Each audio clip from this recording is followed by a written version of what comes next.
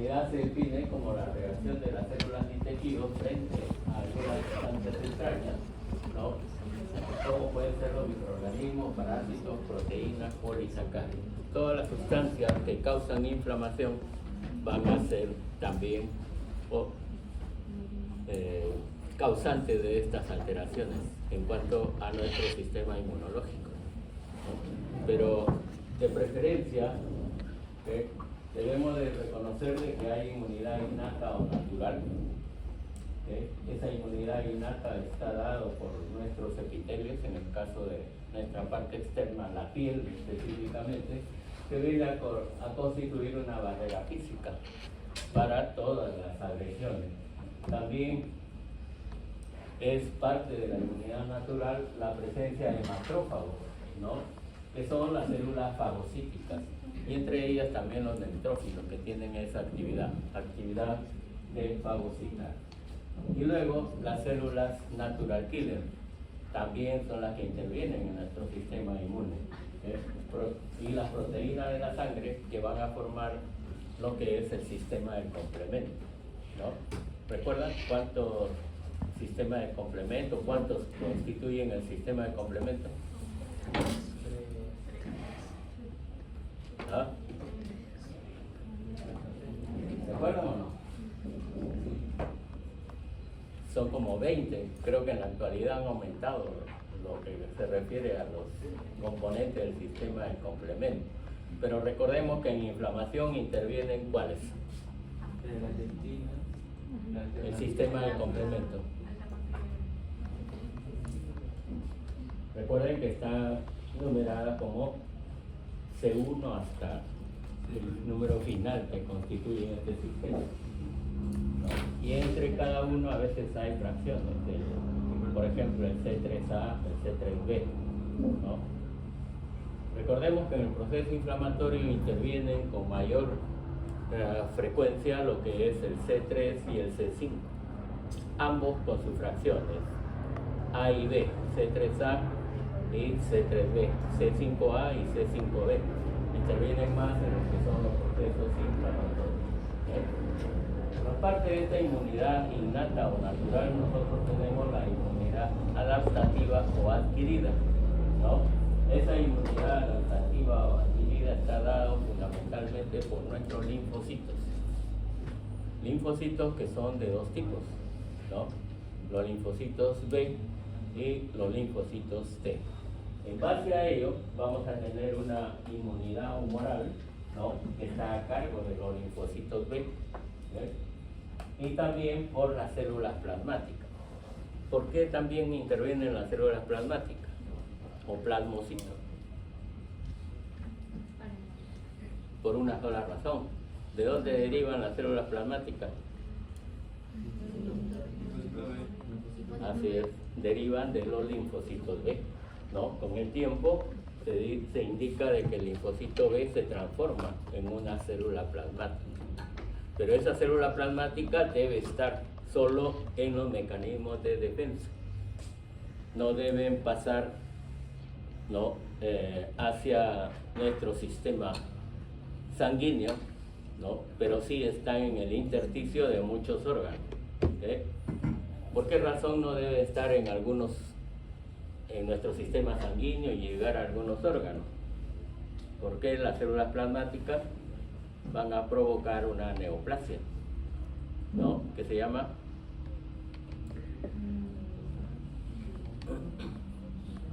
algunos le llaman plasmocitoma por ser derivado de la célula plasmática, pero el nombre nos puede engañar de que se trate de una neoplasia benigna. El siguiente capítulo que vamos a ver es neoplasia, y vamos a ver que las neoplasias, o como ya lo están viendo en práctica, la mayoría lleva el término OMA, ¿no? Que por lo general sirve para designar a las neoplasias benignas, pero hay excepciones. En este caso, una excepción es el plasmocitoma, porque no es benigna. El plasmocitoma es una neoplasia maligna, y por lo general afecta a la médula ósea de los huesos. Y esa es la razón por la cual en sangre periférica no debe estar presente células plasmáticas. Si ustedes revisan un hemograma, en una persona normal nunca van a encontrar que hay células plasmáticas. ¿O sí? No van a encontrar que hay células plasmáticas. Esas células plasmáticas llegan al torrente sanguíneo y causan esa alteración que hemos mencionado, que es el plasmocitoma o denominado también mieloma. Se le da el nombre de mieloma porque afecta más a los huesos y de preferencia a los huesos planos, por ejemplo en el cráneo, ¿no? Creo que les mencioné, cuando uno sospecha de esta enfermedad en un paciente, se le toma radiografía de los huesos planos, ¿no? Y por lo general ustedes saben que en el estudio radiográfico los huesos planos aparecen todos blanquecinos, ¿no es cierto? Porque son radioopacos a la radiografía. Pero si en esa imagen ustedes encuentran áreas grisáceas o claras, o más claras que la densidad del hueso, hay que sospechar de esa entidad, del plasmocitoma. Algunos en el aspecto radiológico le llaman la clásica imagen en sacabocado, ¿no? Como si hubiesen sacado una parte del hueso que se ve translúcido, ¿no? No se ve radiopaco, se ve radiolúcido, pero de forma redondeada. Esa es la clásica imagen en lo que resulta el plasmocitoma.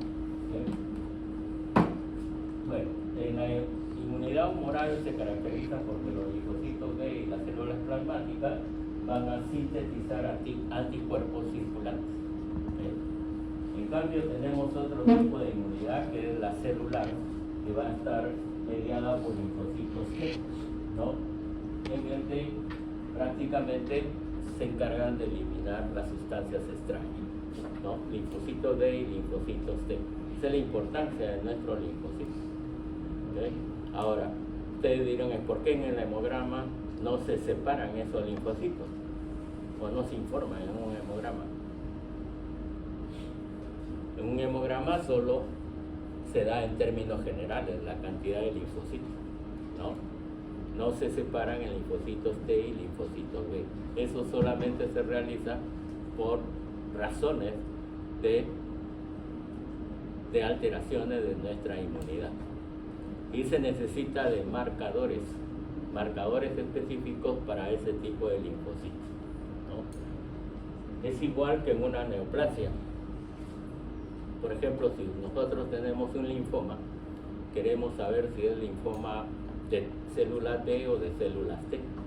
Entonces se aplica lo que es la inmunopatología, que es marcar esos linfocitos. Son marcadores tumorales, ¿no? Que específicamente, dependiendo del antígeno que se utilice, si es para linfocitos B, marca los linfocitos B. Si es para linfocitos T, va a marcar a los linfocitos T. Ahí sí podemos diferenciar, pero en un hemograma no. En hemograma por lo general son linfocitos, todos ellos así sin diferenciar, ¿de acuerdo?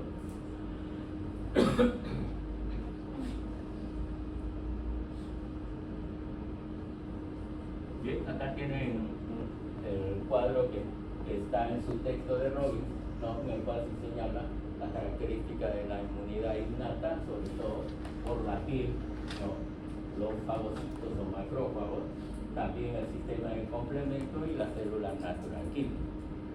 Luego tienen la inmunidad adquirida, dada por los linfocitos B y por los linfocitos T.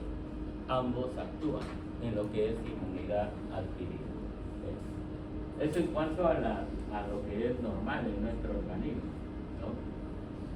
Acá tienen cómo actúa la inmunidad humoral y también la inmunidad celular. Cómo es que los leucocitos o linfocitos B van a tener una acción directa sobre los elementos patógenos en nuestro organismo, ¿no? En cierta forma, ahí actúan lo que son los anticuerpos, ¿no? Los anticuerpos que van a estar asociados a determinados antígenos que va a producir el linfocito. Por eso es que es una reacción inmunológica, igual que el linfocito T. Muchas veces con el linfocito T podemos causar la destrucción de las células que están originando la alteración, siempre y cuando nuestro sistema inmune pueda reaccionar eficientemente. Bien, esto pueden leer ustedes muy bien las células implicadas en las reacciones inflamatorias que hemos indicado: linfocitos, las células accesorias que son los macrófagos, células dendríticas, células foliculares dendríticas también, ¿no? Recuerden que nuestros macrófagos están en diferentes órganos. Ustedes conocen muchos de ellos, ¿no es cierto? ¿Okay? ¿Qué macrófagos recuerdan? Que estén en diferentes órganos o en diferentes tejidos.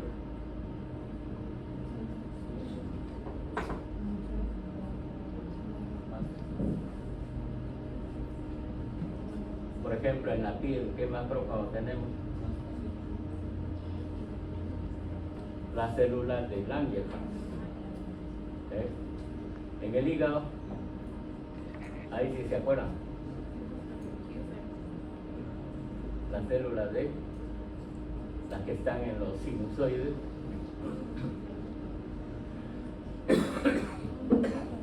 que son las células de Kupffer.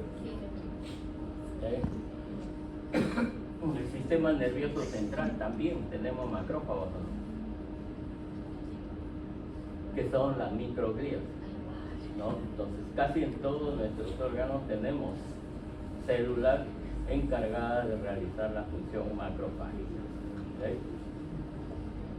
Y en los pulmones, ¿se acuerdan? Hemos visto en la afección de neumonía, ¿qué macrófago?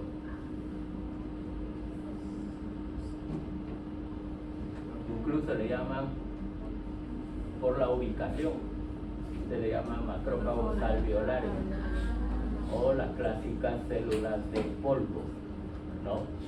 ¿Okay? También reciben ese nombre. Entonces, casi todos nuestros órganos tienen sus macrófagos. ¿Okay?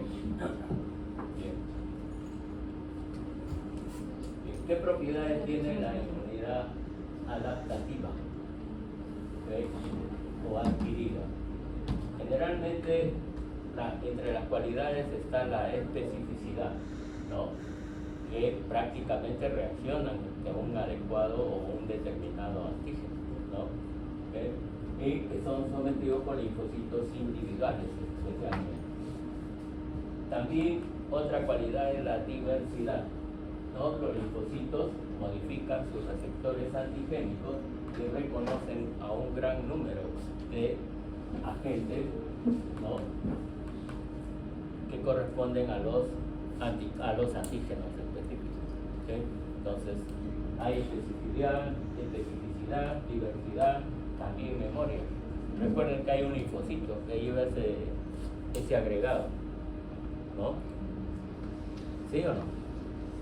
Los linfocitos de memoria, ¿okay?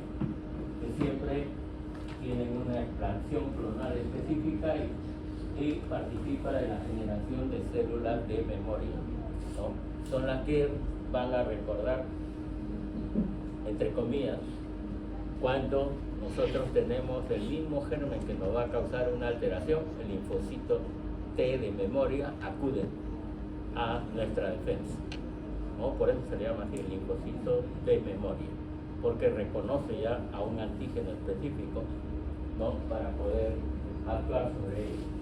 También hay una autolimitación. Esto significa que el antígeno desaparece y se puede interrumpir la reacción inmunológica, ¿no? Y eso por lo general se puede efectuar cuando el linfocito está actuando de forma adecuada, ¿no? Y la tolerancia, ¿no? Que es la respuesta inmunitaria, que busca eliminar los antígenos ajenos, ¿okay? Y para ello siguen tolerantes a los antígenos propios, ¿no? Entonces hay que tener en cuenta estas propiedades de los linfocitos. ¿Qué viene a ser un antígeno?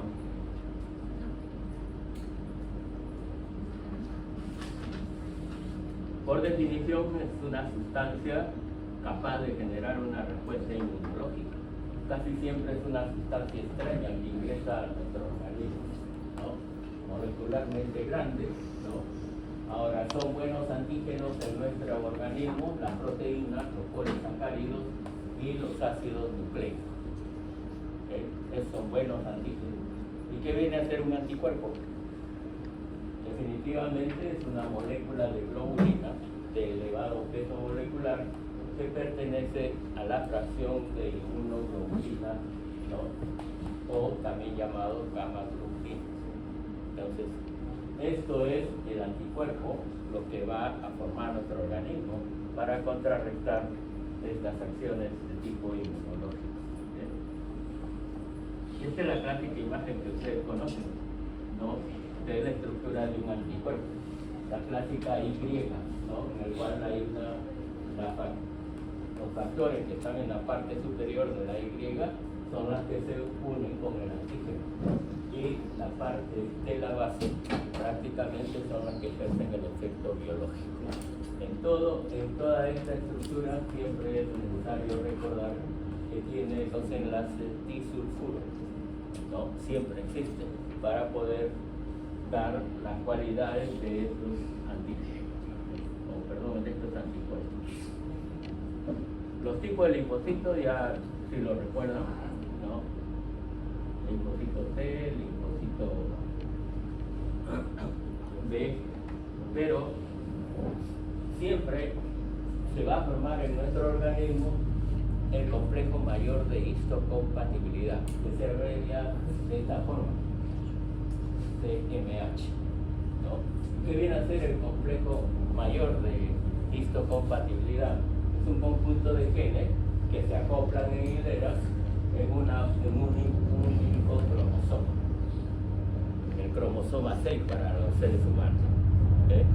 Entonces ahí están este complejo mayor de histocompatibilidad, ¿okay? Definitivamente que está dado por genes, ¿no?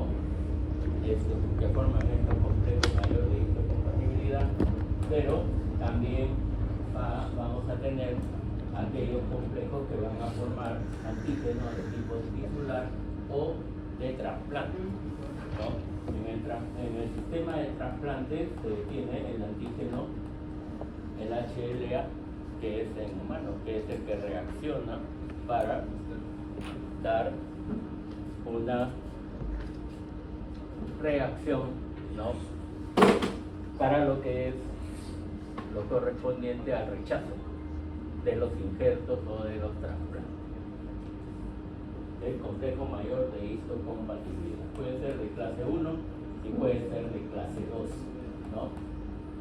¿Okay?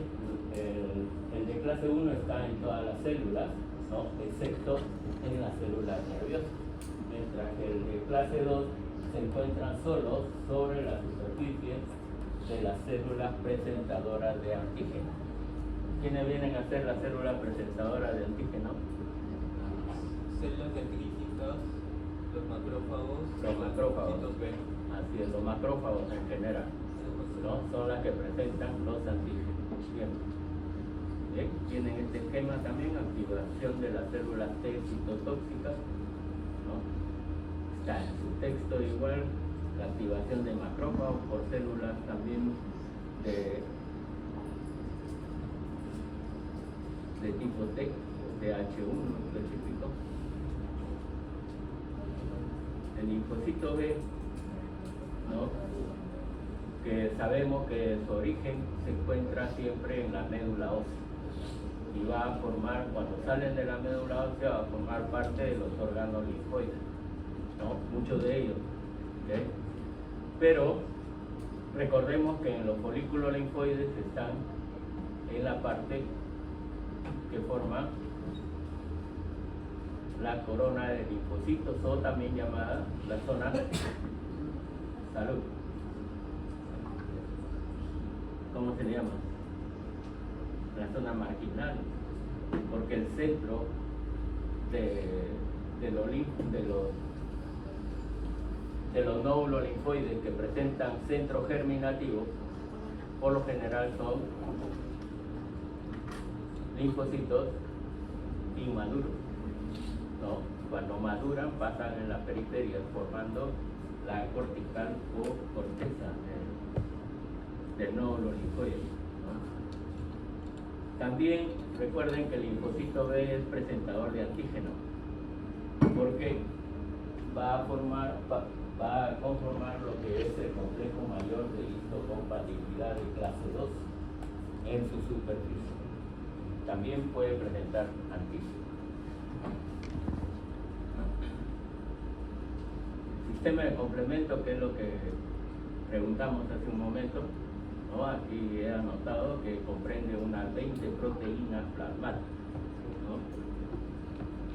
Y se sintetizan de preferencia en el hígado.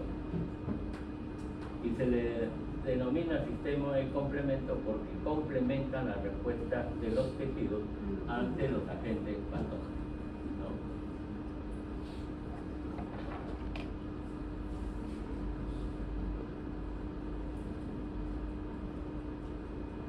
Ustedes recuerdan esto, ¿no? Que la activación del sistema de complemento se da por anticuerpos ligados a un patógeno, ¿no? Que es la vía clásica. Luego la unión de una lecitina que va a ligarse a la manosa de una molécula de hidratos de carbono, ¿no? Sobre todo la vía de las lectinas. Y una tercera forma, por la acción espontánea del complemento 3, ¿no? Que va a formar una proenzima en la secuencia del complemento, sobre todo para la vía alterna. Entonces el complemento actúa sobre la vía clásica, ¿no? Cuando se liga directamente a un patógeno, o va a tener también una vía alterna cuando da acción para la formación del complemento 3, específicamente una proenzima de este complemento.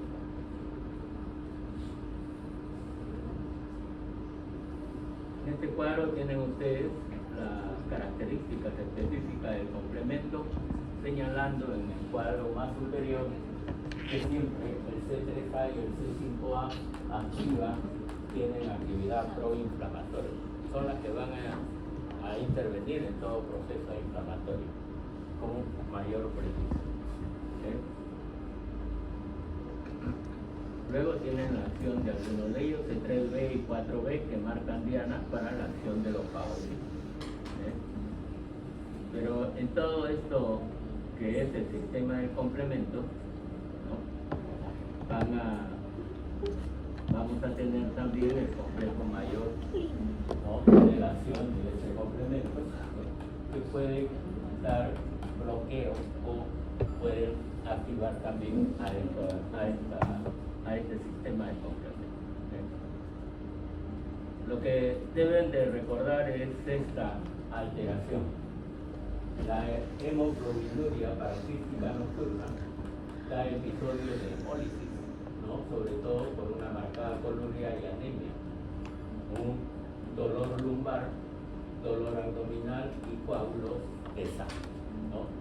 Esto se puede presentar sobre todo, ¿no? Cuando hay carencia del CD59, el complemento D59. Hemoglobinuria paroxística nocturna. Esto también lo recuerdan, los tipos de hipersensibilidad, ¿no? Vamos a tener la hipersensibilidad inmediata, que se da en las alergias específicamente, y que es la hipersensibilidad de tipo 1, ¿no? Esta hipersensibilidad tiene dos fases, una respuesta inmediata y una respuesta tardía. En la respuesta inmediata prácticamente va a existir todo lo que sucede en un proceso inflamatorio. Hay vasodilatación, permeabilidad vascular, espasmos del músculo liso o secreciones glandulares, ¿no? La alergia, el asma, ingresa en este tipo de hipersensibilidad. Sí, al comienzo, doctor. Claro, inicio En sí. un comienzo es hipersensibilidad de tipo 1, pero luego ya pasa a ser de tipo 4. Así es, ¿no? Por esta razón, cada vez que es agudo, tiene esta forma de respuesta, una respuesta inmediata. La respuesta tardía cuando se da sin exposición al agente causal. Y en ellos hay un infiltrado inflamatorio específicamente con eosinófilos, neutrófilos y linfocitos, sobre todo linfocitos con destrucción del tejido. Esta hipersensibilidad de tipo 1 va a estar mediada por la inmunoglobulina E. En estos tipos de hipersensibilidad, no sé si logran observar bien, pero la reacción inflamatoria está caracterizada por la presencia de eosinófilos, ¿sí? Igual que en un hemograma. El aumento de eosinófilos se da por procesos alérgicos, ¿no? En muchos casos, salvo que el paciente tenga parasitosis. También hay eosinofilia en el hemograma. De la patogenia de la reacción de hipersensibilidad de tipo 1, la hipersensibilidad de tipo 2, que directamente es mediada por anticuerpos, ¿no? Y esto indica de que esta hipersensibilidad está dirigida contra antígenos presentes en la superficie celular, ¿no? O también en la matriz extracelular. Hay tres mecanismos para este tipo de hipersensibilidad: opsonización de la célula con anticuerpos y componente de complemento e ingestión por fagocitosis. También hay inflamación inducida por la unión del anticuerpo, ¿no?, sobre todo a receptores FC de leucocitos y por producto de fragmentación del complemento. Y la otra forma es el anticuerpo antirreceptor, que altera la función normal de los receptores. Este tipo de reacción de tipo 2 está mediada por inmunoglobulina M o por inmunoglobulina G. ¿Okay? Las macroglobulinas son las que está más aumentada en nuestro organismo, que es la inmunoglobulina G, ¿no? Ejemplos: hipersensibilidad de tipo 2, la miastenia gravis, pénfigo vulgar y la enfermedad de Gray, ¿no? Uno de ustedes creo que puso la semana pasada sobre miastenia gravis, ¿no? ¿Sí o no? ¿Cuándo ha venido? ¿Quién expuso?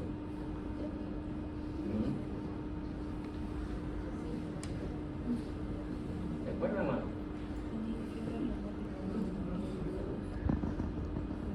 La miastenia grave prácticamente llega a esta etapa en el cual no hay reacción de la acción de los nervios hacia el músculo, ¿no? Por eso es que en la miastenia grave, ¿cuál es el signo clásico? Parálisis o debilidad muscular.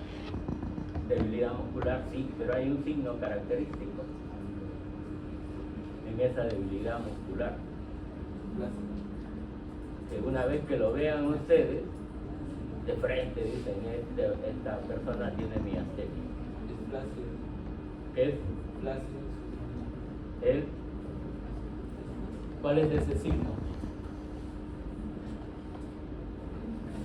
Por lo general, la paciente, porque es mayormente en mujeres jóvenes, ¿no?, la paciente siempre está con los ojos cerrados, los párpados caídos. Y usted, si llega a la consulta, usted le dice: abra los ojos, no va a poder hacerlo. Va a tratar de hacerlo, pero no logra que sus párpados se levanten, ¿no? Y eso indica, ¿no?, que es tanta la debilidad muscular que no tiene la fuerza necesaria para levantar sus párpados. Por eso es que es una debilidad muscular bastante severa, ¿no? Y ese es el signo clásico, que se llama ptosis, caída. Ptosis es caída, la ptosis palpebral. Se escribe con P al inicio. Es ptosis, pero tiene la letra P al inicio. Ptosis palpebral, párpados caídos.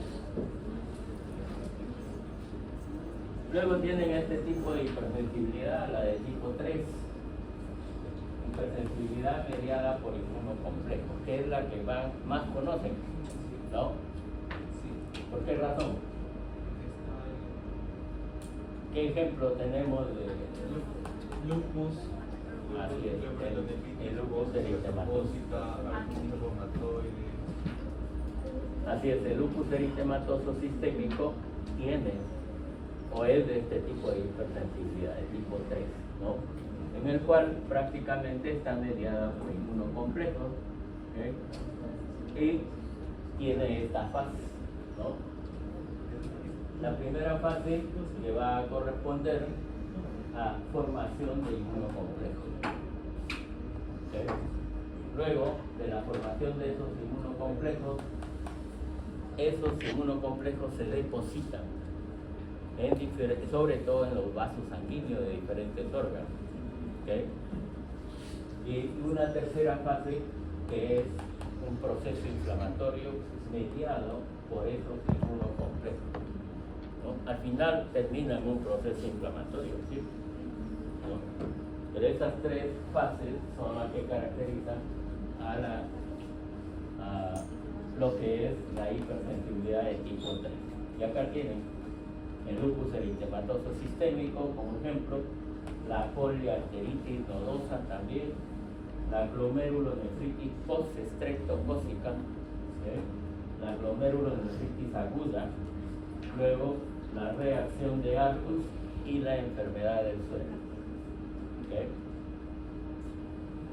Bueno, lamentablemente ahora ya no se pueden hacer prácticas en animales, ¿no? Sobre todo en fármacos. Antes se hacía la reacción de Arcus aplicando una determinada sustancia en la oreja de los conejos especialmente. Y se veía la reacción Arcus porque causaba necrosis donde se aplicaba esa sustancia, ¿no? Entonces prácticamente era bastante notorio verlo, ¿no? Hoy en día ya no podemos hacerlo, lo vemos solo con gráficos, ¿no? Bien, esta es la fase 1, ¿no? De acuerdo a los gráficos que están en sus textos, ¿no? En la cual se forman inmunocomplejos, ¿no? Antígenos circulantes, el linfocito B, y se va a formar estos inmunocomplejos clásicos complejos antígeno-antígeno. Esta es la fase 1, formación de inmunocomplejos. La fase 2 es lo que consiste en un depósito de estos inmunocomplejos, sobre todo a nivel de las membranas basales de muchos epitelios y muchos órganos. Por ejemplo, en el riñón, el lupus afecta con mucha frecuencia el riñón, ¿no? Entonces los depósitos inmunocomplejos van a estar en la membrana basal de los glomérulos, y se puede identificar por eso que se trate de un lupus eritematoso, aparte del cuadro clínico correspondiente, ¿no? ¿Cuántos signos clínicos hay para el lupus? ¿No? Este es lo más característico, el Rash Malan. Otro. Sí, esta es la fase 3, la inflamación mediada por inmunocomplejos, ¿no? En el cual se produce una reacción inflamatoria que puede llegar incluso hacia la necrosis fibrinoide, especialmente de los vasos o los capilares sanguíneos. Acá vasculitis por inmunocomplejos, ¿no? una necrosis, ¿verdad? Prácticamente de toda la pared del vaso, no deja estructura normal para la visualización de este vaso. ¿Okay? Acá tienen para que se ilustren lo que es la reacción de Arthur, ¿no?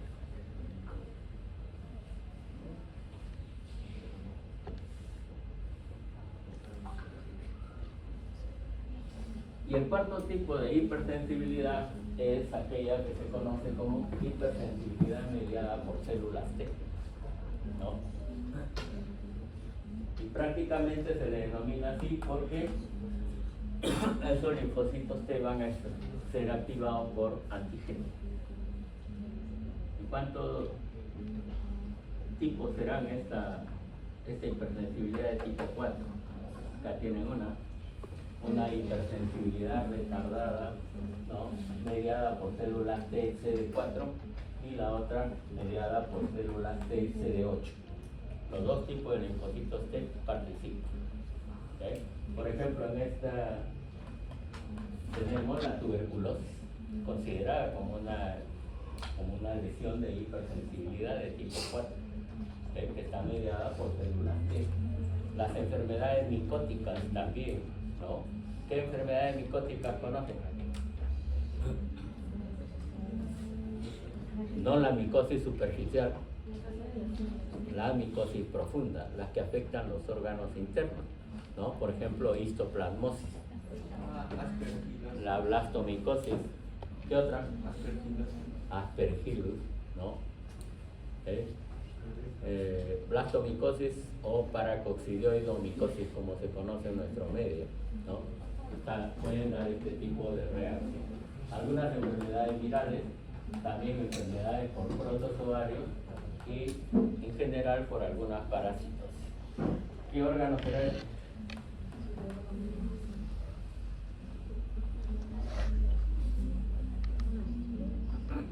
Aunque está cortado mitad, ¿tiene idea qué órgano es? Difícil, ¿no? Porque está cortado mitad. ¿Ah? No, no es tiroides. Testículo. Tiene una caverna. Testículo afectado por tuberculosis. También se puede afectar los testículos por este germen, ¿no? Demostrado en este caso con BK positivo. ¿Sí? Entonces, la tuberculosis no solamente afecta a los pulmones o a los intestinos, puede afectar cualquier órgano. ¿Sí? Bien, y luego tienen la citotoxicidad celular mediada por células T y CD8, que está dada prácticamente en los casos de dermatitis de contacto, ¿no? Sobre todo por algún elemento de reino vegetal, ¿no? Que afecte nuestra piel y que tenemos contacto con ellas muchas veces. La urticaria es una reacción de ese tipo, ¿no? La urticaria. ¿Okay? También ante agentes químicos y sobre todo el rechazo a los injertos o el rechazo a los trasplantes. Está mediado por células TCD8, siempre. ¿Okay? ¿De acuerdo? ¿Me avisas a qué hora hacemos lo de la práctica? Bien, creo que les presenté esta foto de la niña con tuberculosis miliar, ¿no? Es una niña de 3 meses y medio de edad que desarrolló una tuberculosis totalmente avanzada. Recuerden que la tuberculosis miliar es la última fase de la tuberculosis, ¿no? En la cual ya no hay tratamiento, porque tienen la tuberculosis primaria, luego van a tener la tuberculosis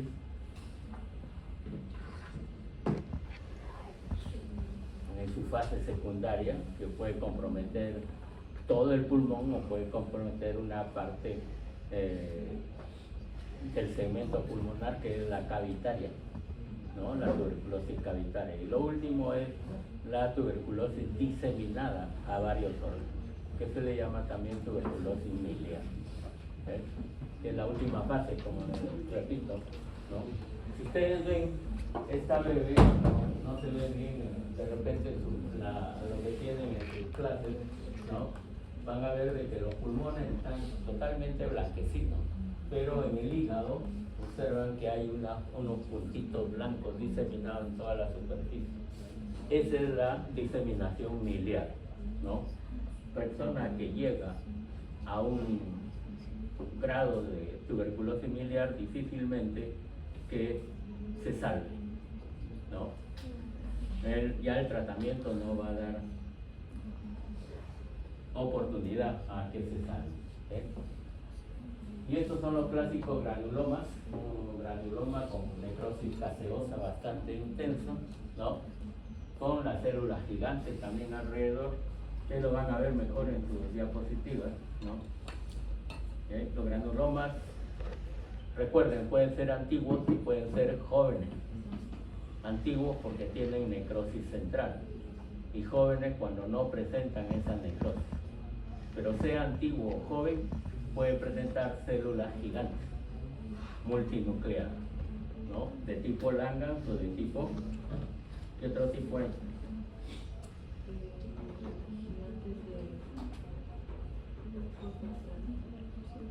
Tipo Langhans o de tipo cuerpo extraño. Creo que una de esas les he hecho esa pregunta. Ojalá le toque. Bien, en este tipo de trastorno inmunológico siempre el tejido se va a ver necrosado. Por eso es que la tuberculosis va a causar necrosis, ¿no? Y cuando hay trasplante, rechazo de trasplante, también es porque se necrosa o no llega a causar el efecto necesario en ese trasplante. Y este es el rechazo de trasplante. Observen que hay una reacción inflamatoria bastante notoria, ¿no? Sobre todo de tipo linfocítico, ¿ves? Una reacción inflamatoria crónica, ¿ves? Con daño de las estructuras parenquimales, ¿no? También, aparte del rechazo de trasplante, van a tener ustedes la mordedura de algunos insectos, ¿no? En este caso, la mordedura de araña, ¿no? Recuerden bien que no es picadura de araña, ¿no? No es mordedura, porque tiene mandíbula, ¿no? La araña, si ustedes recuerdan por biología, entonces muerde y causa alteración, y no solamente muerde, sino que inocula el veneno que lleva en su interior, ¿no? Y ese veneno es neurotóxico especialmente. Mientras la mordedura se nos indica que esa mordedura esté más cerca hacia el cerebro, más rápido actúa, dando neurotoxicidad y puede acabar con la vida del sujeto, ¿no? Entonces hay que tener en cuenta ese tipo. Y en la lesión hay muchas veces todo el proceso inflamatorio característico, hay flebosis o lesión que corresponde a la congestión vascular, ¿cierto? Bien, la dermatitis y el contacto que se da por la urticaria específica, ¿no? También provoca una reacción difusa, pero lo básico es que da lesión a nivel de la piel, en la zona donde se ha efectuado el contacto con esa planta que es urticaria. Bien. Luego viene lo que corresponde a enfermedades autoinmunes, ¿no?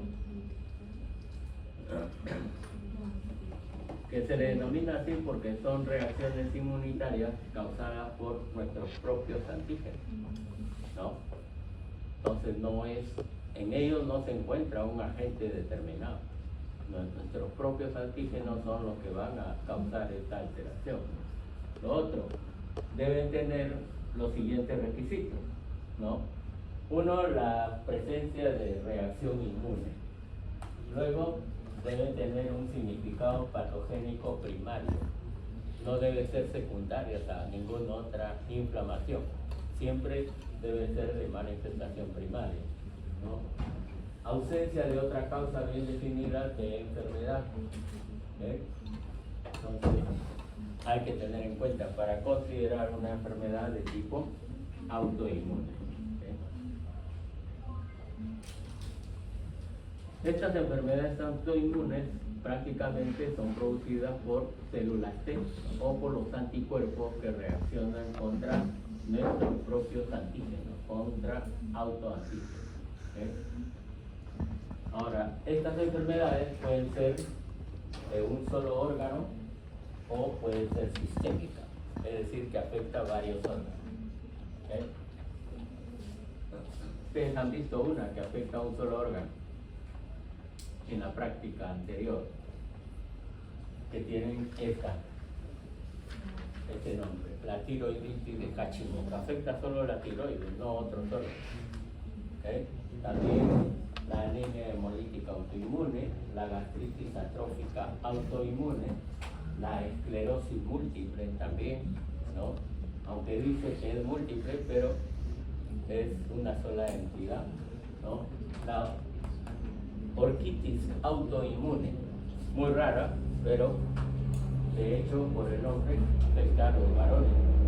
El síndrome de Cook-Parson, ¿no? También está incluido dentro de esta clasificación. Hay trombocitopenia autoinmune, ¿no? Uno mismo va a destruir sus propios trombocitos o plaquetas. La diabetes mellitus insulino dependiente también es de este tipo. La miastenia grave, que lo han mencionado, es en su exposición, y la enfermedad de Graves.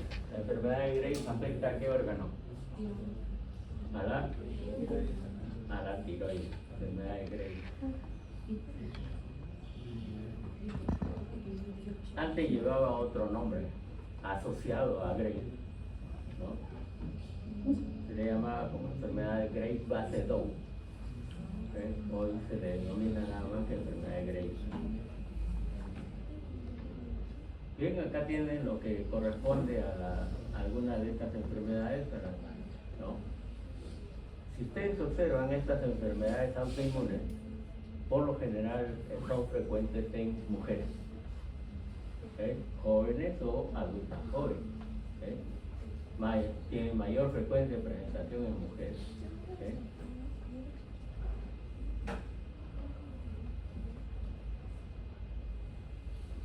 Esta tiroiditis de Hashimoto da un incremento del tamaño de la tiroides, ¿no? Pero no es asociada a falta de yodo. Por eso lo denominan también aumento de la tiroides sin necesidad de que haya ausencia de yodo, ¿no? Pero cursa con, a pesar de que aumenta la tiroides, cursa con hipotiroidismo, ¿no? Conforme va avanzando la enfermedad. Al inicio puede ser hipertiroidismo, pero después va disminuyendo esa acción. Y lo característico es esto, ¿no? Los folículos linfoides van a ir progresivamente reemplazando a los folículos tiroideos, ¿no? Los folículos tiroideos no van a existir y en su reemplazo están los folículos linfoides. Eso es lo que caracteriza a la tiroiditis de Hashimoto histopatológicamente hablando. Luego tienen la descripción en cierta forma de la esclerodermia, ¿no? Que se conoce con el nombre de esclerosis sistémica.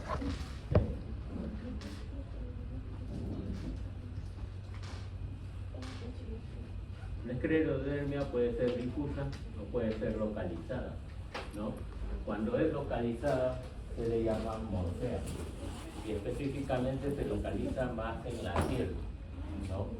Entonces, la otra forma es la esclerodermia difusa.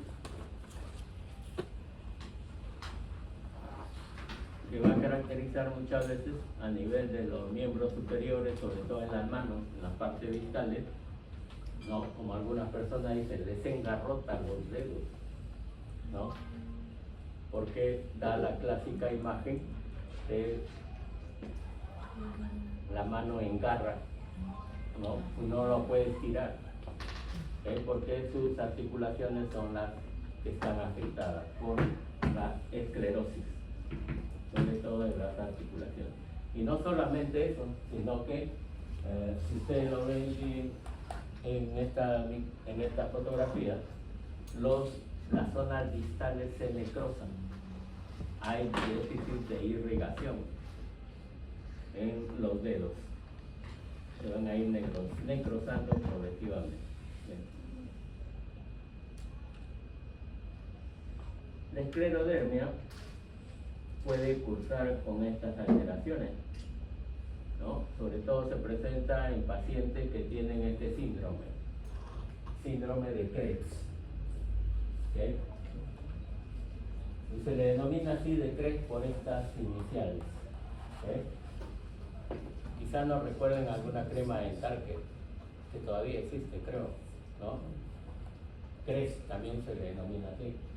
Pero en este caso de esta asociación con la esclerodermia, el sujeto presenta calcinosis, ¿no? Calcificación, sobre todo de las zonas alteradas.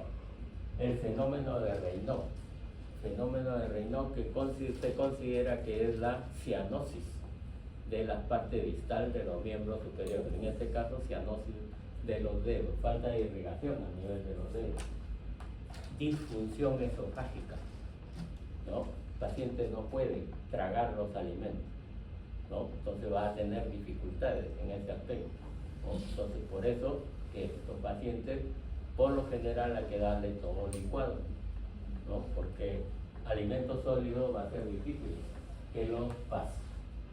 Hay esclerodactilia, se le engarrotan los dedos de la mano, la clásica mano en garra, ¿no? Y hay telangiectasias. ¿Qué son telangiectasias?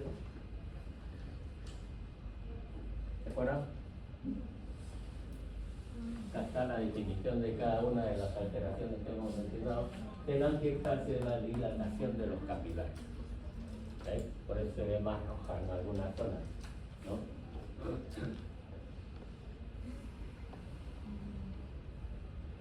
Fíjense la comparación de una piel normal, ¿no? Una piel normal que está al lado derecho, en el cual se ven los anexos prácticamente, ¿no?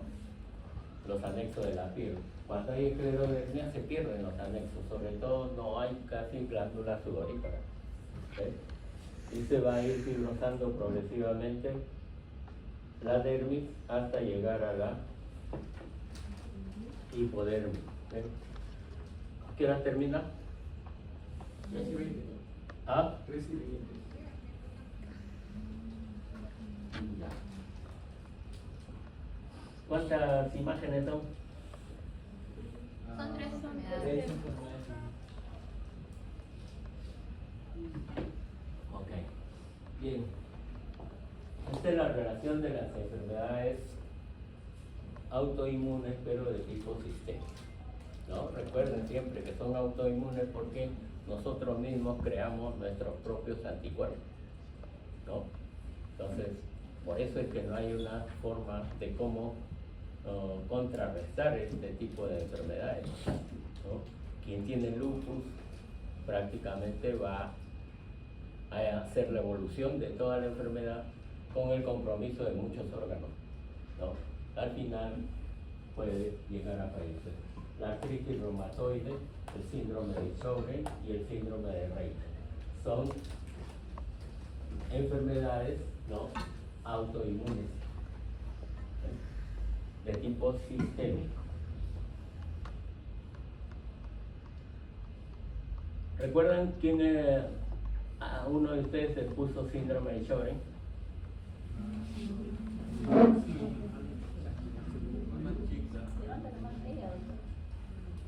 ¿Ah? ¿Tú? Muy bien. Es algo muy semejante a la tiroiditis de Hashimoto.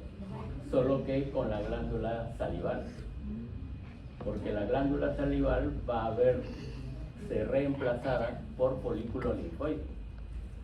¿Okay? Entonces, en eso consiste el síndrome de Sjögren. Pero además, la tiroiditis de Hashimoto afectaba a un solo órgano, pero el Sjögren no. ¿Okay? El Sjögren, si bien es cierto que causa sequedad de la boca o de la mucosa oral, también causa sequedad de las glándulas lagrimales por el mismo proceso, ¿no? Y además hay dolores articulares, ¿no? Por esa razón es sistémica, afecta dos o más partes de nuestro organismo.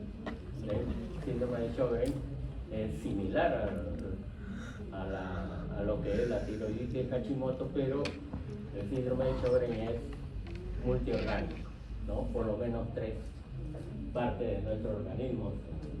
Ahora, ¿cuántos signos característicos reconocen o les han mencionado de lupus? ¿Cuántos clínicamente?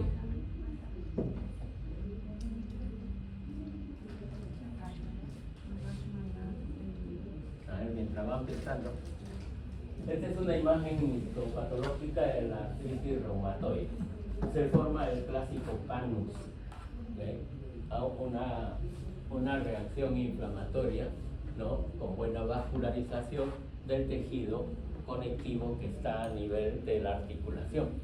Pero recuerden que en las articulaciones tenemos las clásicas, el epitelio sinovial, la sinovia, ¿no es cierto? En esos casos, cuando afecta a las articulaciones, destruye a la sinovia y también va a destruir al tejido articular, ¿no? Es decir, especialmente al tejido cartilaginoso.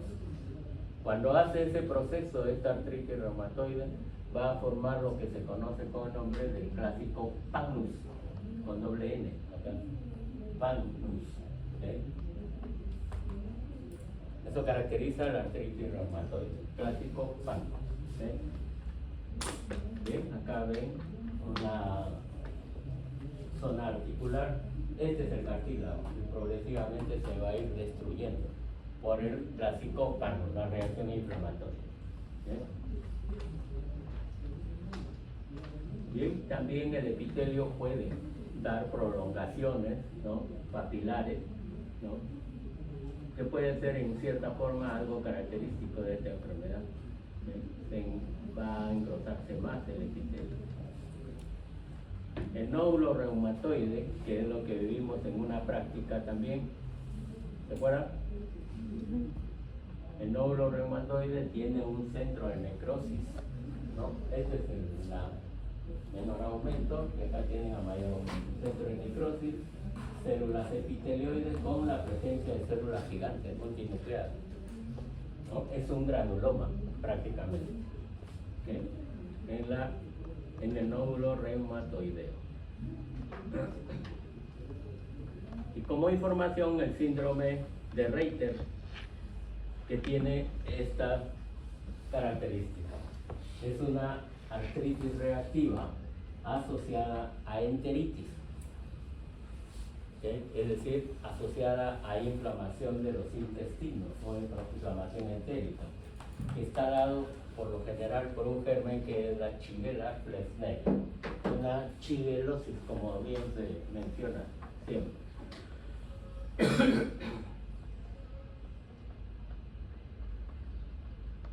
Y el lupus, que lo han estudiado bien ustedes, ¿no? ¿Okay? Este es el clásico esquema de Netter, en el cual se señalan parte de lo que es el cuadro clínico y algunas características de esta enfermedad. ¿Okay? No se olviden,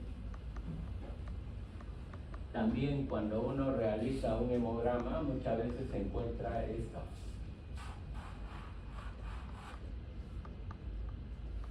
Es un leucocito que está fagocitando a un hematídeo. Y en el laboratorio se le conoce eso como la clásica célula de lupus. Pues no es habitual encontrarlo. Pacientes que tienen lupus van a presentar este hematíes que está siendo fagocitado por un leucocito. ¿Okay? Entonces, a eso se le denomina la clásica célula de lupus. ¿Ya estamos de hora? ¿Sí? Muy bien. Vamos a llegar hasta ahí.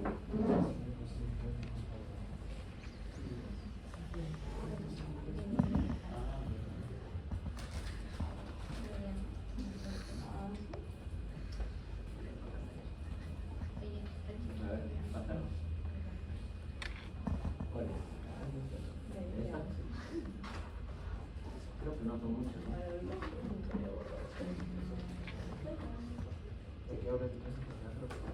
Ya. Bien. ¿Puedes pasarme, por favor?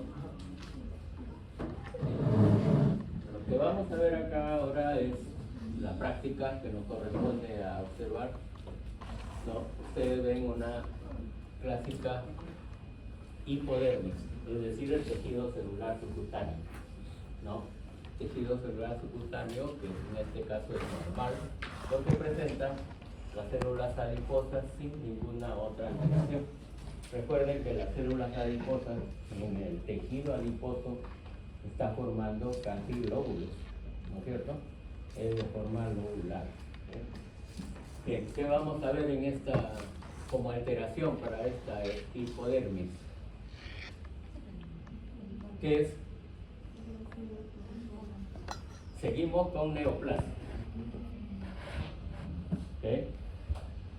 ¿Qué tejido ven? Tejido adiposo, ¿no? Mayormente por el color. ¿Okay? Si es un tejido adiposo, ¿el tumor se llama? Linfoma, así es. ¿Okay? Porque las células son los linfocitos. No vayan a decir adipoma, porque es tejido adiposo, sino por el nombre de la célula. Casi siempre en toda neoplasia se menciona la célula o el tejido que da origen a la neoplasia. En este caso los linfocitos, ¿no? Que por esa razón se le llama linfoma. ¿Benigno o maligno? Benigno. Una neoplasia benigna. A ver, la siguiente. La otra pregunta de rigor es ¿por qué es benigno? Porque presenta una cápsula. ¿Por Está qué? delimitado. Un proceso mitosis. Ya, en este caso está bien delimitado, no se encapsula, pero hay algunos casos en los cuales no se encapsula. Y están ya maduras las células. Por Están ya maduras las células. células maduras, ya puede ser, ¿no? Definitivamente, porque si ustedes amplían el aumento, van a ver que todas las células son idénticas. Algunas van a variar un poco en el tamaño, pero todas son idénticas. Conservan la forma de la linfocito, ¿no? O del linfocito normal. ¿Okay? Entonces son células normales que están formando un tumor y en este caso se le llama linfoma. ¿Okay? La otra está encapsulada así, ¿okay? Acá igual, ¿no? Incluso acá la cápsula está más disminuida, pero las células, a pesar del aumento, se muestra de que todas las células son idénticas. ¿Okay? ¿Qué otro tejido adiposo recuerdan? ¿Ah? Porque este es el tejido adiposo común, porque tiene una sola vacuola. El otro es multivacuolar, ¿no?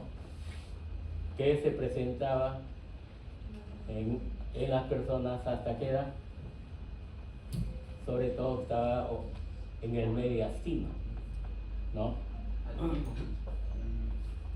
Por lo general en los primeros años de vida, nada más, ¿no? Por eso es que el bebé conservaba el calor, ¿no? Por ese tipo de células que tenía, por ese tejido adiposo multilocular, ¿no? Eso es lo que le daba una conservación de temperatura a los bebés, ¿okay? pero pasado un tiempo eso desaparece, ¿no? Pero en algunas personas puede formarse un tumor de ese tipo. Y lo que van a ver ustedes son las células que tienen múltiples vacuolas en su interior. Algo semejante a las vacuolas que presenta una glándula sebácea. ¿Han visto la glándula sebácea o se recuerdan cómo es la célula? Que tiene varias vacuolas de grasa en su interior. Entonces, el tejido, ese tejido adiposo, como podemos decir, de inicio, muchas veces, da neoplasia, ¿no? Pero también benigna, solo que se ve con las vacuolas en su interior. Como es producida por esta célula, a esa neoplasia se le da el nombre de hibernoma, con H, hibernoma. No se olvide, neoplasia benigna, pero del tejido adiposo multilocular. Bien, acá una vista mayor aumento de lo que es los clásicos lipocitos o adipocitos formando el tumor. Siempre presenta estos tractos de tejido conectivo que lo divide en lóbulos. ¿De acuerdo? Sí. Eso estaría dentro de lo que es los lipomas no convencionales, en donde están ¿Ok? los lipomas que no serían convencionales, esos son los que están intramusculares, porque creo que ahí hay un ¿Es cuál? ¿Lo que ves al centro? Sí. ¿O casi al centro? ¿Esto? ¿Qué creen que es? Haces musculares. ¿Ah? Haces musculares. Parece, ¿no? Pero es un vaso. Está ocluido, ¿no? Si te acercas, lo acercas más, se ven bolitas en el interior. Es un vaso. Sí, mayormente es un vaso. Solo que está delimitado por esta forma ondeante que le da a las células adiposas. Músculo tendrían que verlo fibrilar, fibra, ¿cierto? En cualquier sentido horizontal o en sentido transversal. Para mí es un vaso, básicamente. Acá más aumento, ¿no? Células adiposas, tejido adiposo común, lipoma. Definitivamente benigno, ¿no? ¿Sí o no? Sí. Bien. ¿Qué neoplasia maligna conocen que tiene este término? Liposarcoma. ¿Ah? Liposarcoma. Benigna. Maligno, que tenga esa terminología. Liposarcoma. Que termine en oma. Sí. Melanoma. Ya, melanoma. Melanoma. Muy bien. Fibro. El melanoma termina en oma. Y es maligno. ¿Por qué célula? Melanocito. Los melanocitos. El melanoma siempre es maligno. ¿Cuál sería la neoplasia benigna? Semejante al Un nevo. nevus, ¿no? Nevus, que son los clásicos lunares, que todos los tenemos, los lunares, se le llama nevus. ¿Ok? Entonces, el melanoma es maligno. Otro ejemplo que termina en oma, Feocromocitoma. ¿ah? Feocromocitoma. Feocromocitoma, bueno, es una neoplasia que está dado por qué célula. Por los feocromocitos. Los feocromocitos, que es Produce Están en catecolaminas en la médula de la glándula suprarrenal. así es, en la glándula suprarrenal, ¿no? Entonces, tiene comportamiento maligno, son neoplasias malignas. Otra más frecuente, Linfoma. así es, los linfomas. Linfomas, Los linfomas. ¿no? Todos los linfomas son malignos, no hay linfoma benigno. ¿Ok? Y muchas veces no podemos diferenciarlo a la histología si es de células T o de células B. Doctor, y si son malignos, ¿por qué no se le pone sufijo sarcoma? Sarcoma. O sea, ¿por qué al final no se le pone sarcoma? Si son malignos. La literatura misma te va a dar la justificación. Son tumores que desde un inicio se consideraron de esa forma. Se le dio ese nombre. Por eso es que la justificación es lo que casi siempre decimos, todo uso es costumbre, ¿no? Entonces desde un inicio se le calificó así, linfoma, melanoma son benignos, ¿no? Pero ¿cuál debería ser el verdadero nombre, como dice su compañero? En el caso de los linfocitos, linfosarcoma, porque es tejido conectivo. Todos los tumores de tejido conectivo se les debe llamar sarcoma. ¿De acuerdo?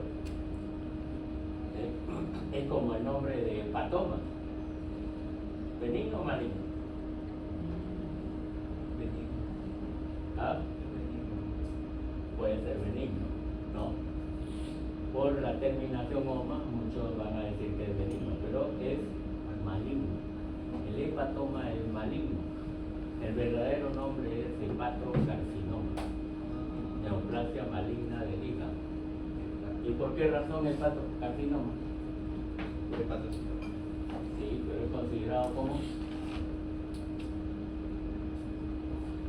qué? Los hepatocitos son considerados como células epiteliales. Ya. Por esa razón se le llama carcinoma. ¿Sí? Observen. Lo mismo, linfoma, ¿no? ¿Sí? Las células son normales, aunque se ven un poco más amplias, pero es por el aumento de la visualización microscópica.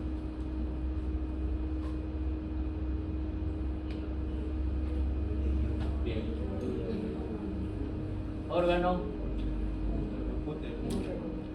¿no? Ovario. ¿Cuál será el útero? Ay, mío. Todo lo que. Parece que no han cortado. Solamente se ve cortado. Este órgano, si bien es cierto, es útero que está cortado mitad mitad, está seccionado. Esta es una mitad y esta es la otra. Aquí es donde se ve más el tumor. El leiomioma se debe ver así, color blanquecino. Esto de acá también puede resultar el mismo tumor, solo que tiene esto que es amarillento, que puede ser por reflejo o por presencia de tejido adiposo en el interior. Pero es raro que haya tejido adiposo en el interior del útero. El tumor es este. Tumor de músculo liso. El tumor de músculo liso se llama así, leiomioma. Leio, liso, mio, músculo, oma, tumor de músculo liso. Si fuese de músculo estriado, Rhabdomyosarcoma. benigno, Rhabdomioma. rhabdomioma, nada más. ¿Okay? Rhabdo es músculo estriado, es el rhabdomiocito. Entonces se menciona parte del nombre de la célula originaria y se le agrega la terminación oma en los benignos, en los casos de benignidad. ¿Okay? Pero el tejido muscular es un tejido de tipo definitivamente no es epitelio, ¿no es cierto? Es tejido mesenquimal, que es un tejido conectivo especializado, ¿no? Lo hemos estudiado así en histología, ¿no es cierto? Entonces, todos los tumores que derivan de tejido conectivo, si son benignos, tienen esa terminología, ¿no? Pero si son malignos, todos los tumores de tejido conectivo se le llama sarcomas. ¿Okay?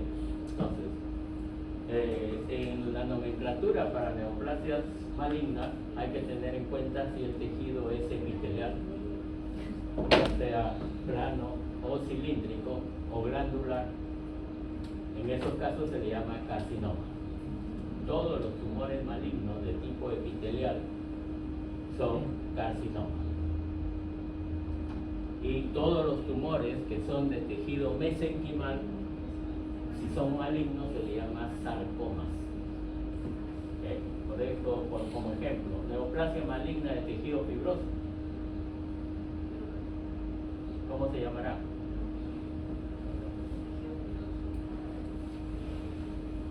¿Cómo se llamará? Si es tejido conectivo, el tejido fibroso. Ah, ya es sarcoma. Fibrosarcoma.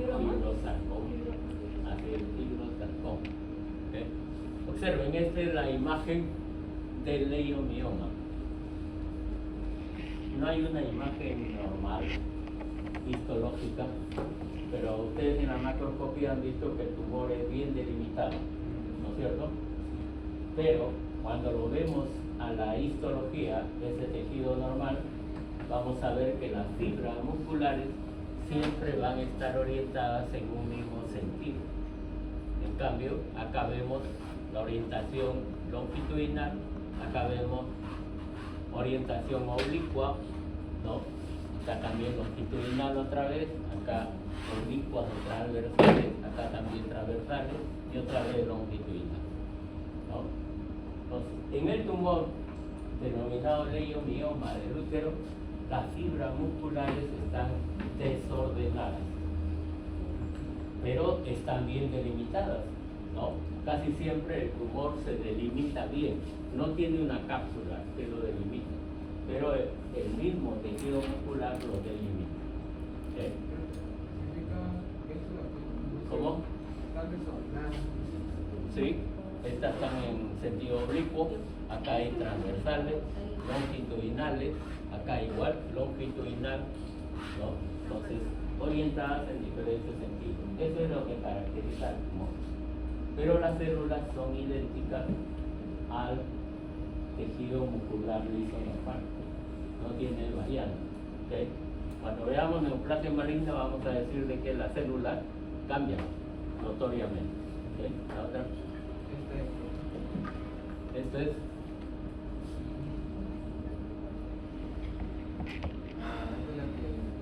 Se la han agregado, ¿no? Universidad de Toronto, pero ¿con qué nombre? Igualito es Leiomioma. Ya, observen ustedes acá. ¿Cómo está orientada esta fibra?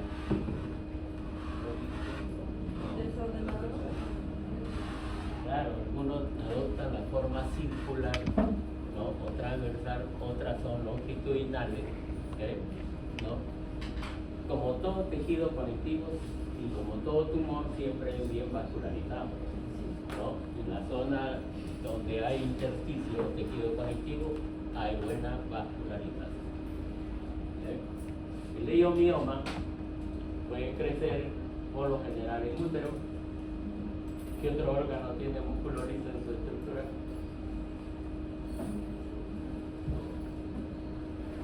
Todos los órganos del tubo digestivo, ¿no es cierto? Entonces, en esos órganos pueden encontrar también leiomioma. Es más raro, lo más frecuente es encontrarlo en el útero. ¿Okay? ¿Qué puede causar un leiomioma?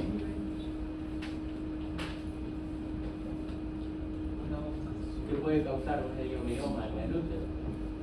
Por ejemplo, que se presente en una mujer que todavía pueda dar a luz, que pueda tener descendencia, ¿no? Y se presenta el leiomioma que esté afectando la cavidad endometrial, porque crece y muchas veces puede afectar la cavidad endometrial, ¿no? Bien, esta es una imagen de piel en el cual muchos tenemos esta neoplasia benigna, ¿no? Menos mal que es benigna, que es, como dijo su compañero, el clásico nebus.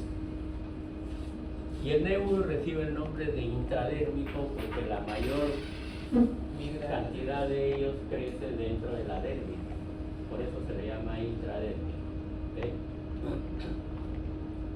La siguiente. ¿Y por qué se le llama nebus?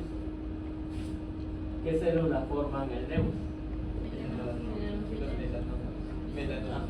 melanocitos que se vuelven células névicas. No, no son melanocitos. Por algo se le llama nebus. Células névicas. Así es, células névicas. No son melanocitos. ¿Sí? Se le llama así células névicas. ¿Acá hay tumor o no? Sí, son las de 6, creo, que se han vuelto fusiformes. Donde acá, Eso. Los nudos. podría ser estos, pero hay que verlo a más aumento. Hay una siguiente.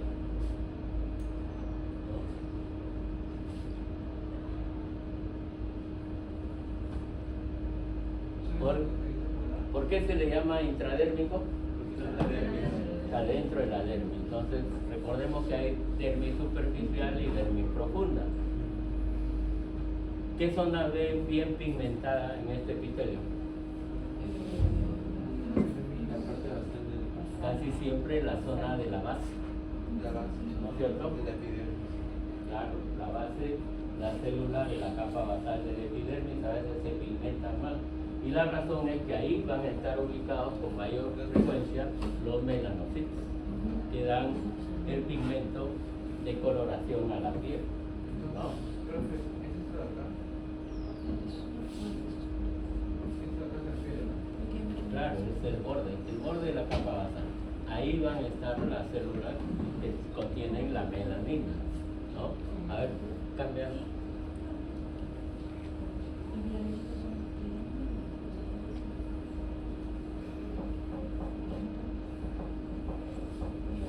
Bien, estas células, las células névicas tienen una particularidad siempre, están juntas y se forman nidos, se le llama así, nidos de células névicas, porque tienen el pigmento, ¿eh? Se agrupan y van a estar ubicados en la dermis, por eso se le llama nebus intradérmico. Acá en este caso, como está ubicado a nivel de la capa basal, ¿no? Esta célula, muchos, cuando lean ustedes en la parte aplicada de dermatología, van a ver de que hay nebus de diferentes tipos, ¿no? Hay algunos que le llaman el nebus lineal, que está solamente ubicado en esta zona, ¿no? En la parte basal, se le llama así, nebus lineal. Y las células névicas son estas. En este caso no es intradérmico, debería estar así. En la dermis, grupos de células névicas ubicados en la dermis, ya sea superficial o profundo. ¿Esto? Eso ¿Es el nebus? Es el nebus. Claro, algunas están pigmentadas. ¿No? Acá también. Siempre es intradérmico cuando está invadiendo la dermis. Pero si está solo en la capa basal puede ser una hiperpigmentación de la capa basal o puede ser un nebus lineal, ¿no? Hay que tener en cuenta eso. Acá, Igualito ahí. sí, es igual, solo a mayor aumento. Estas deberían ser las células névicas.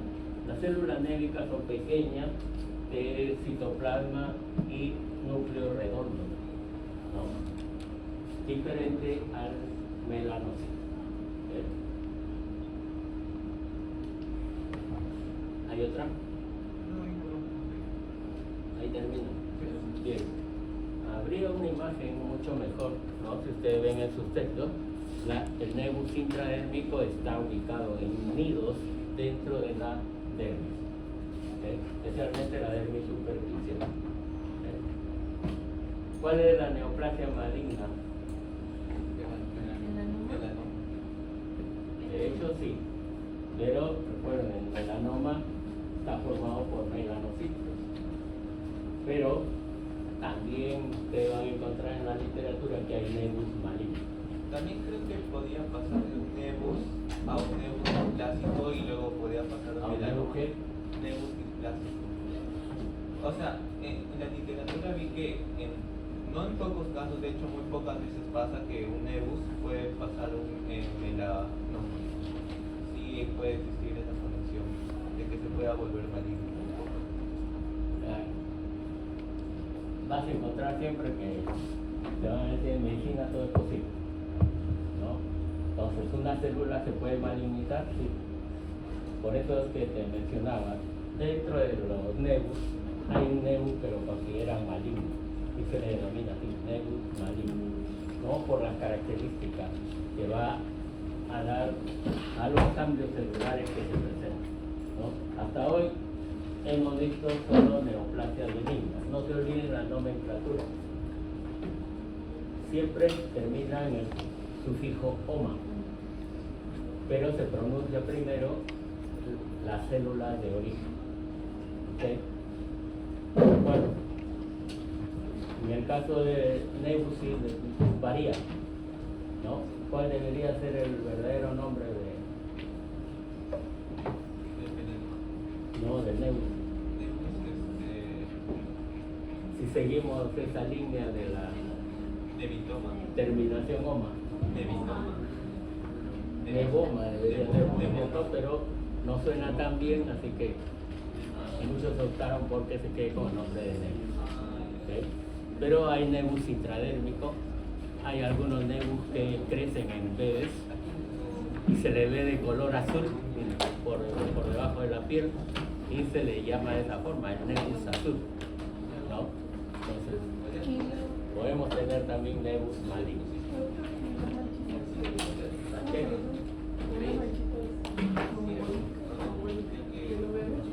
Es una coloración parda, no es Nebus. ¿Okay? Esa es la clásica mancha mongólica, ¿no? ¿Okay? Muy bien, ¿alguna pregunta adicional? La otra semana les deseo la mejor de las suertes para el examen. No se olviden de leer bien tanto el estado de teoría como los PPT. Solamente teórica, ¿no? Solamente teórica. Sí, va a ser teórico, porque en práctica ya tienen nota. Hoy día